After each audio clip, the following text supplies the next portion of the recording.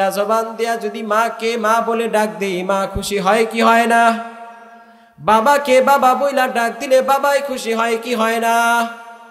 এ জবান দিয়া যদি আল্লাহর দেয়া জবান দিয়া যদি নেতা নেত্রীকে নেতা নেত্রী বইলা ডাক দেই, নেতা নেত্রী খুশি হয়।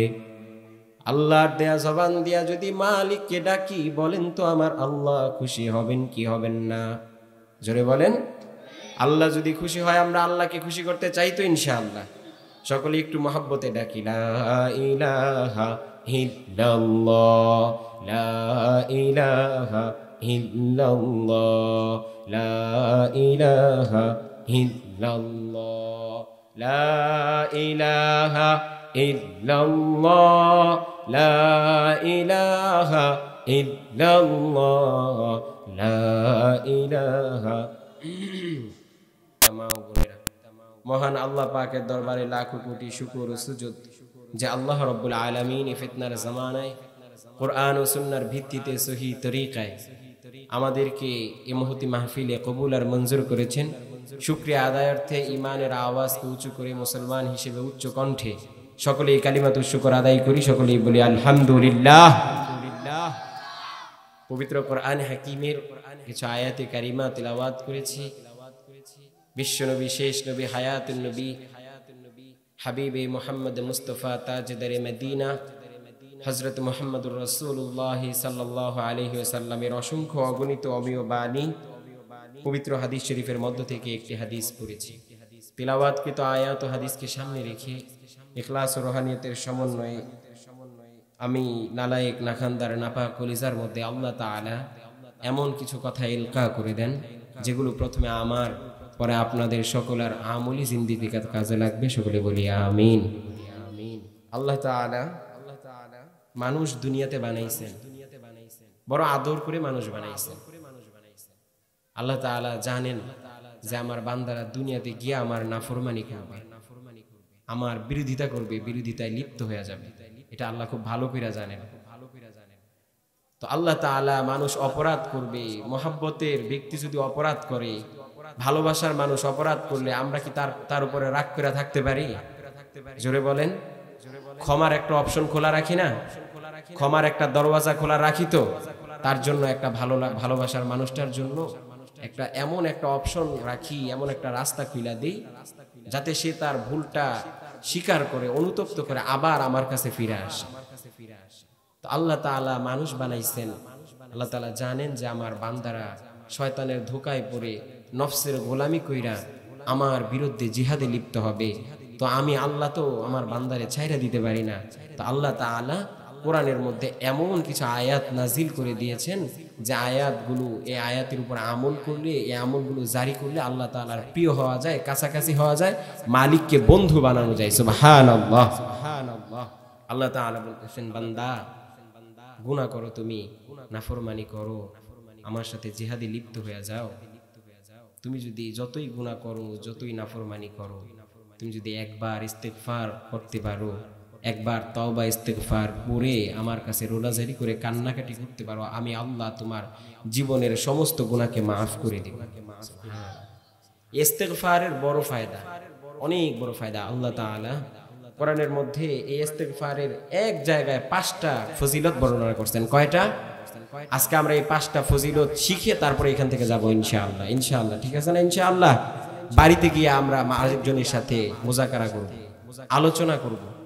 নবীজি বলছেন, বাল্লিগু আন্নি ওয়ালাউ আয়া, আমার পক্ষ থেকে একটি বাণী হইলেও তুমি পৌঁছায়া দাও। নবীজির পক্ষ থেকে যে বাণীগুলো আসছে, একটা বাণীও যদি আমার কাছে থাকে, নবী বলেন তুমি এটা মানুষের কাছে পৌঁছায়া দাও, আমার উম্মতের কাছে এটা ছড়ায়া দাও।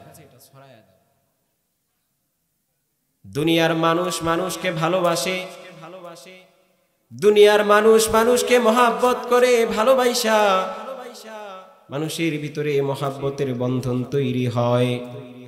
ওই মহব্বতের বন্ধনের কারণে মানুষটা যখন অপরাধ করে, প্রিয় মানুষটা যদিও একটু মন খারাপ হয়, যদিও প্রিয় মানুষের মনের মধ্যে আঘাত লাগে, কষ্ট লাগে, তবু ওই ভালোবাসার মানুষটাকে দূরে ফেলা দিতে পারে না।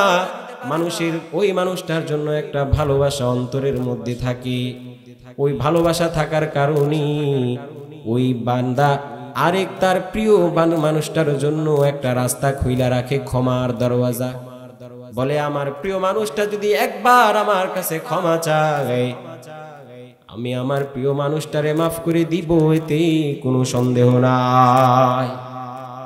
দুনিয়াতে এক নাফরমান বান্দা এত বড় অপরাধ করছে, এত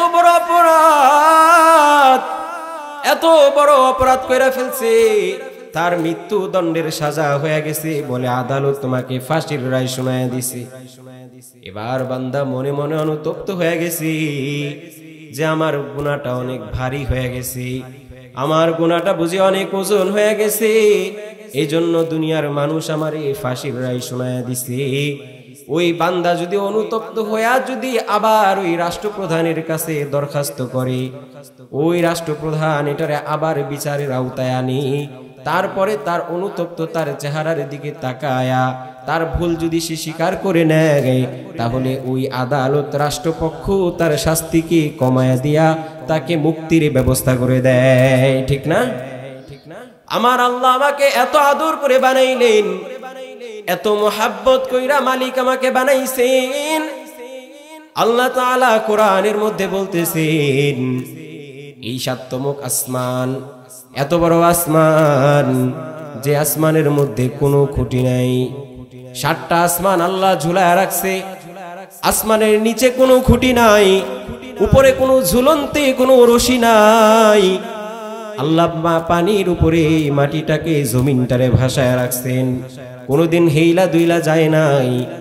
উপরে যেমন 7টা আসমান, নিচেও 7টা জমিন আল্লাহ তাআলা বানায় রাখছেন। এমন 7টা জমিন বানায় রাখছেন। আমরা যদি ছোট্ট একটা স্টিলের পাটাতন যদি পানির উপরে রাখি, ওইটা ডুবতে বেশি সময় লাগে না। যদি হালকা থেকে হালকা একটা কাগজের টুকরো উপর থেকে ছাইরা দেই, নিচে পড়তে বেশি সময় লাগে না। কিন্তু আল্লাহ তাআলা 7তমক আসমান বানাইলেন, 7তমক জমিনও বানাইলেন। আল্লাহ তাআলা বলেন 7তমক আসমানের মধ্যে কোথাও কোনো খুঁটি নাই, 7তমক জমিন যে আমি পানির উপরে ভাসায় রাখছি, কোনোটা হেইলা দুইলা পইরা যায় নাই, ডুইবা যায় নাই। মালিক বলতেছেন, এত বড় আসমান বানাইলাম, এত বড় জমিন বানাইলাম, আমি আল্লাহ এত বেশি সময় নেই নাই বান্দা তোরে বানাইতে, আমি আল্লাহ যত সময় নিয়েছি। সুবহানাল্লাহ। আল্লাহ বলেন শুধু তাই নয়, আসমান বানায় আমি ক্ষান্ত হই নাই, জমিন বানায় ক্ষান্ত হই নাই।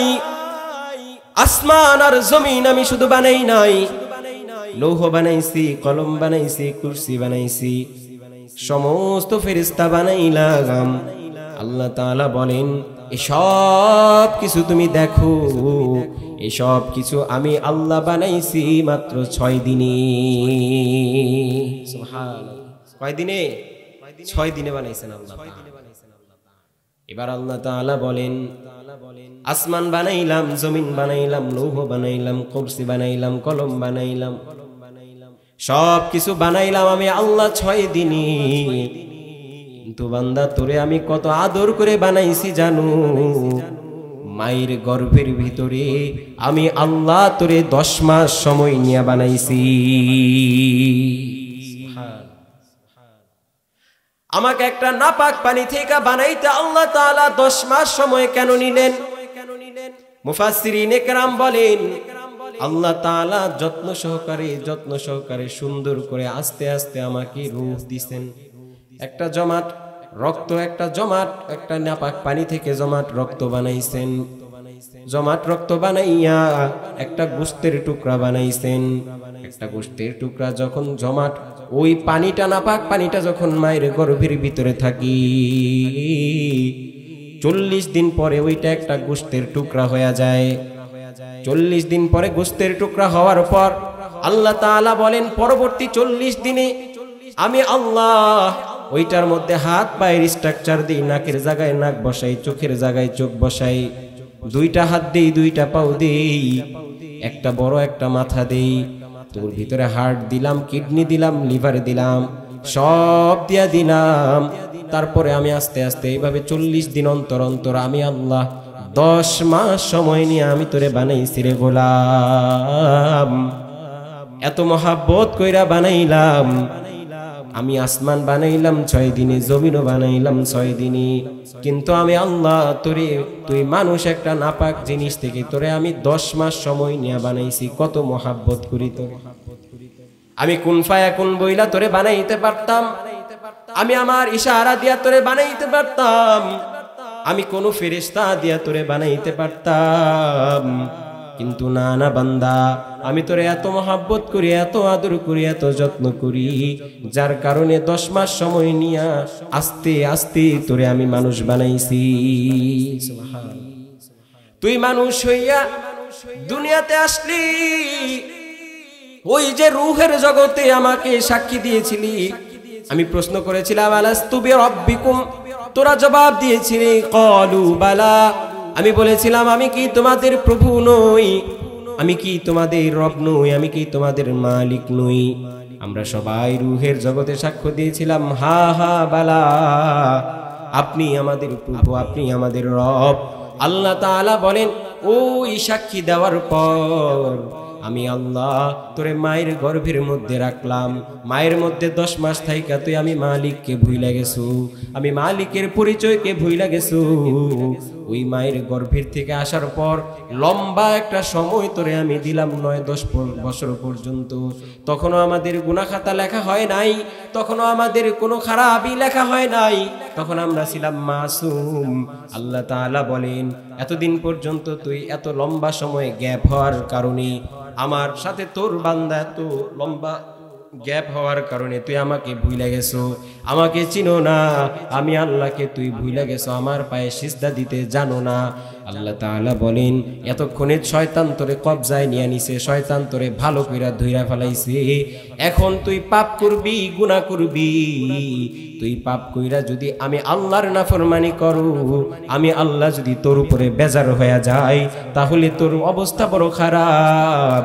আল্লাহ তাআলা বলেন এজন্য আমি তোর উপরে কোনো রাগ করি না, আমি আল্লাহ তোর ক্ষমার জন্য ইস্তিগফারের দরজা খুইলা দিছি। সুবহানাল্লাহ, সুবহানাল্লাহ। আল্লাহ তাআলা বলেন ইস্তিগফারের দরজা খুইলা দিছি, ইস্তিগফার করবি তো আমি আল্লাহ তোরে maaf করে দিব। কি বলে আল্লাহ তাআলা? ফাকুল তুস্তাগফিরু রাব্বাকুম ইন্নাহু কানা গফফারা। আল্লাহ তাআলা বলেন বান্দা তুই যদি আমার কাছে ইস্তিগফার করো, আমার কাছে যদি বান্দা তওবা করতে পারো, আমার কাছে যদি ইস্তিগফার করতে পারো, আমি আল্লাহ তোর জীবনের সমস্ত গুনাহ খাতাকে maaf করে দিব। সব গুনাহ আল্লাহ তাআলা maaf করে দিবেন ইস্তিগফার করে।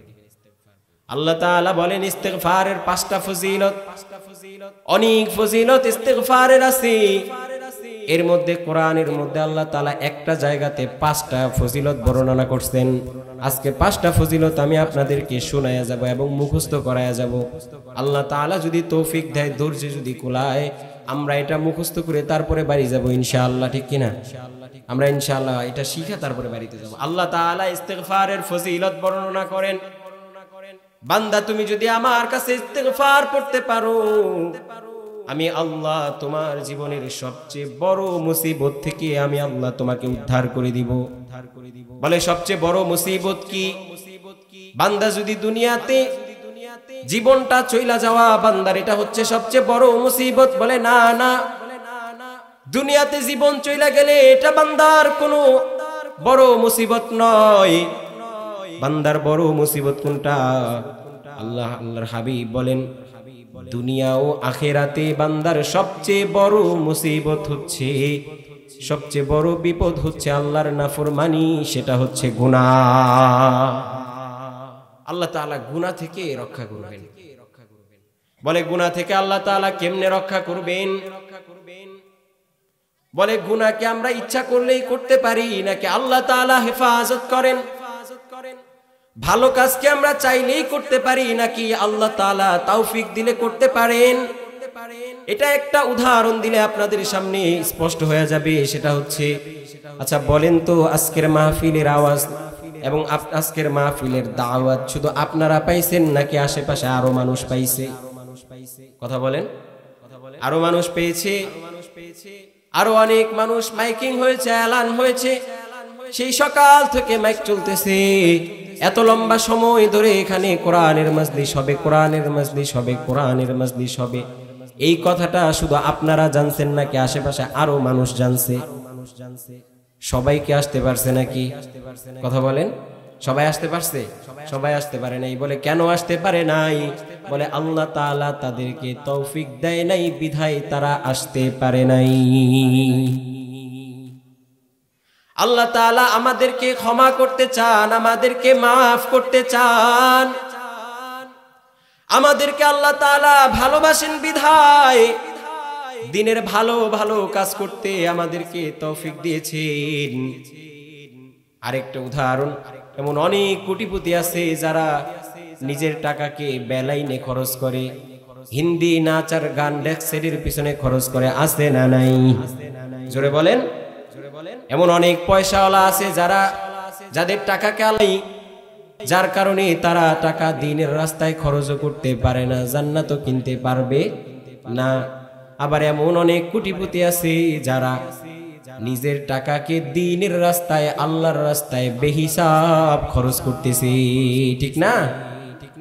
এই যে আপনাদের এই মাদ্রাসা, কোয়ান্টাম ফাউন্ডেশনের মাদ্রাসা, আল্লাহ তাআলা তার বান্দাকে টাকা দিয়েছেন, পয়সা দিয়েছেন বিধায় তিনি মাদ্রাসা করছেন, দ্বীনের মাহফিল করতেছেন, এলাকার মধ্যে দ্বীনি একটা পরিবেশ কায়েম করার চেষ্টা করতেছেন।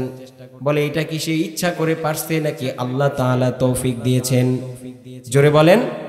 আল্লাহ তাআলার তৌফিকের বিনিময়ে সে টাকাগুলো খরচ করতে পারতেছে। আল্লাহ তাআলা তার টাকাগুলো দ্বীনের রাস্তায় কবুল করেছেন, সে খরচ করতে পারতেছে। এমন অনেক কোটিপতি আছে যাদের টাকাকে আল্লাহ দ্বীনের রাস্তায় কবুল করে নাই বিধায় তাদের টাকা দ্বীনের রাস্তায় ঢুকে না।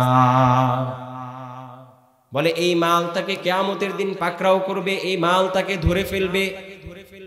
যাই হোক, ওইটা আমার কথার বিষয় নয়। আমি বলতে যাচ্ছি আল্লাহ তাআলা তৌফিক দিলে ভালো কাজ করা যায়, আল্লাহ তাআলা তৌফিক না দিলে ভালো কাজ করা যায় না। তার একটা জ্বলন্ত প্রমাণ হইল আজকের মাহফিল। অনেক মানুষ দাওয়াত পাইল কিন্তু সবাই তো আসতে পারে নাই। অনেক মানুষ শুনেছে, সবাই তো এখনো আসে নাই। কিন্তু আল্লাহ তাআলা আমাদের কর্ণকুহুরে কথাটা পৌঁছাইছেন এবং মাঠে আইনা বসাইছেন। এটা হচ্ছে আল্লাহ তাআলা আমাদেরকে গুনাহ থেকে রক্ষা করেছেন। আচ্ছা বলেন তো, এই ময়দানে যে বসে আছেন গুনাহ হচ্ছে? বরং আল্লাহ তাআলা বলেছেন এটা হচ্ছে দুনিয়ার বেহেশতের বাগান। নবীজি বলেছেন যখন তোমরা দুনিয়ার বেহেশতের বাগানের সামনে দিয়ে অতিক্রম করবা তো ওই বাগানের ভিতরে ঢুইকা তোমরা জান্নাতি ফল সংগ্রহ করো, জান্নাতি ফল ফুলাদি তোমরা খাও। সাহাবায়ে কেরাম প্রশ্ন করেছেন, ও হাবিব, দুনিয়াতে আবার জান্নাতের বাগান কোথায়, আবার জান্নাতি ফল কোথায় পাবো? আল্লাহর হাবিব সাহাবায়ে কেরামদেরকে বলেন, দুনিয়াতে যেখানে আমি হাবিবের দর্স তাদরিস হয়, ফিকাহ নিয়ে কথা হয়, দ্বীনি বিষয়ে আলোচনা হয়, মুজাকারা হয়, আল্লাহ তাআলা বলেন ওগুলো, আল্লাহর হাবিব বলেন ওগুলো হচ্ছে জান্নাতি মজলিস, অর্থাৎ জান্নাতের বাগান। ওই মজলিসের দিক দিয়ে যখন তোমরা অতিক্রম করবা, ওই মজলিসের ভিতরে বসবা। তারপর সাহাবায়ে কেরাম বলে তাহলে জান্নাতি ফল কোথায়? এরপরে হাবিব বলেন ওইখানে বৈশা তুমি সুবহানাল্লাহ, আলহামদুলিল্লাহ, আল্লাহু আকবার বলবা, ওইগুলাই হচ্ছে জান্নাতি ফল। জোরে জোরে কোন সুবহানাল্লাহ। আচ্ছা, এই মাহফিলে বসার কারণে গুনাহ হইতেছে, সময় নষ্ট হইতেছে। আচ্ছা, এখন যদি গানের আড্ডায় যারা বৈশা আছে, চার স্টলে যারা বৈশা আছে, যারা আড্ডার মধ্যে লুড্ডুর মধ্যে বৈশা আছে, আড্ডা দিতেছে, আল্লাহ না করুন যদি তাদের সামনে এখন আজরাইল এসে যায়, বলেন তো ঈমান নিয়ে যাবে না ঈমান হারা হয়ে যাবে? যারা গানের সামনে বৈশা আছে, টিভি সিরিয়ালের সামনে যারা বৈশা আছে, আল্লাহ না করুন এদের সামনে যদি এখন আজরাইল আইসা পড়ে, তারা ঈমান হারা হয়ে কবরে যাইতে হবে। আর আল্লাহ তাআলা, আল্লাহর হাবিব কত সুসংবাদ শোনাইছে জানেন? আল্লাহর হাবিব বলেন এই মুহূর্তে এই মজলিসে যারা বসে আছে, আল্লাহ যদি এই মুহূর্তে যদি আজরাইল আলাইহিস সালাম আমাদের সামনে উপস্থিত হয়েই যায় আর যদি আমাদের জানটাকে কবজ করে নেয়, আল্লাহ তাআলা সুসংবাদ শোনায় দিচ্ছেন। আল্লাহ তাআলা বলেন, যদি আজরাইল এই মুহূর্তে এই মজলিসে কারোর জান কবজা করে, আমি আল্লাহ তাকে শাহাদাতের মর্যাদা দিয়ে দিব। শাহাদাতের মর্যাদা আল্লাহ তাআলা আমাদেরকে এখন দিবেন। তো এটা কি আমাদের নিজের দেহের শক্তির বলে পারছি, না আল্লাহ তাআলা কবুল করেছেন? জোরে বলেন। আল্লাহ তাআলা আমাদেরকে কবুল করেছেন, অর্থাৎ আল্লাহ তাআলা আমাদেরকে ওই মজলিস থেকে ফিরায়া এই মজলিসে আনছেন, গুনাহ থেকে বাঁচাইছেন কিনা আল্লাহ তাআলা। কথা বুঝতে পারছেন? যে ব্যক্তি ইস্তেগফার পড়বে, আল্লাহ তাআলা বলেন, এই দুনিয়াতে যে ব্যক্তি বেশি বেশি ইস্তেগফার পাঠ করবে, আল্লাহ তাআলা বলেন, আমি আল্লাহ তাকে দুনিয়া ও আখিরাতের সবচেয়ে বড় মুসিবত থেকে হেফাজত করব, সেটা হচ্ছে গুনাহ। গুনাহ থেকে আল্লাহ তাআলা আমাদেরকে বাঁচায় দিবেন।